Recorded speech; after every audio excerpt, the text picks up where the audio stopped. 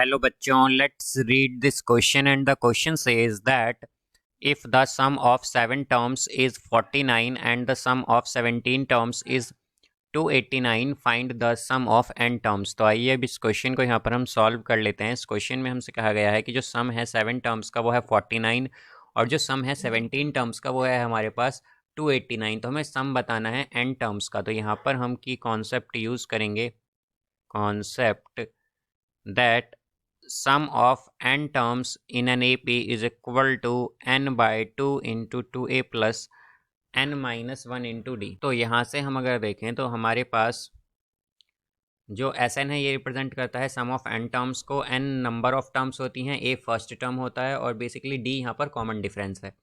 तो अगर हम देखें तो क्या कहा गया है कि सम ऑफ 7 टर्म्स, तो यानी कि S7 क्या है हमारे पास, ये है यहाँ पर। तो n की वैल्यू क्या हो गई 7, बिकॉज 7 टर्म्स हैं तो 7/2 इंटू 2a प्लस n की जगह क्या आएगा 7 माइनस 1 इंटू डी। तो इसे अगर हम सॉल्व करें तो क्या हो जाएगा, तो ये आएगा 7/2 इंटू 2a प्लस 6d। अब यहाँ से ये इक्वल होगा, तो सम क्या है 49 है इनका सम।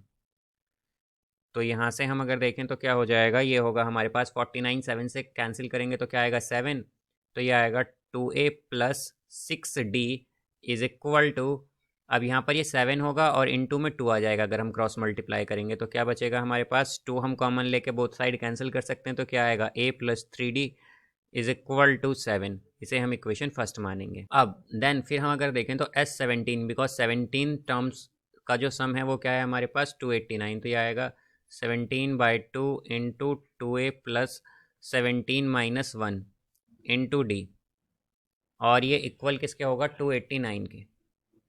तो 17 को अगर हम 289 से कैंसिल करेंगे तो क्या आएगा 17, तो ये हो जाएगा यहाँ से हम क्रॉस मल्टीप्लाई भी कर लेंगे तो क्या आएगा 2a plus 16d is equal to, अब यहाँ से ये आ जाएगा 2 इंटू 17, तो हम 2 कॉमन लेके कैंसिल करेंगे तो क्या आ जाएगा a plus 8d is equal to 17। इसे हम इक्वेशन सेकंड मानेंगे। अब यहाँ पर हम अगर फर्स्ट माइनस सेकंड करें तो क्या आ जाएगा, फर्स्ट जो इक्वेशन है वो क्या है a plus 3d is equal to 7, a plus 3d is equal to 7 and a plus 8d is equal to 17। ये सेकंड टर्म है और हमें क्या करना है माइनस, तो यहाँ पर माइनस ए से प्लस ए कैंसिल होगा और यहाँ पर ये आएगा minus 5d is equal to minus 10।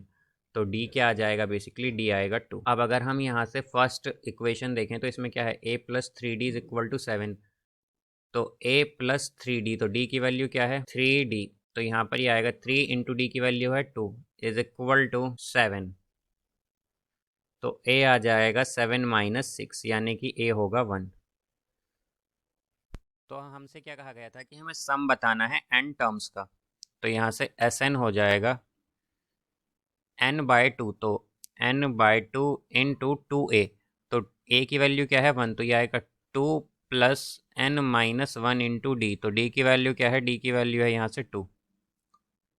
तो यहाँ से हम अगर देखें तो 2 हम कॉमन लेके डिनोमिनेटर में जो 2 है इससे कैंसिल कर सकते हैं तो क्या आ जाएगा n into 1 plus n minus 1, तो प्लस 1 से माइनस 1 क्या होगा कैंसिल, ये बचेगा n इंटू n यानी कि n square.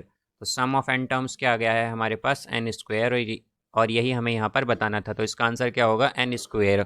So I hope you understood it well. Best of luck, thank you.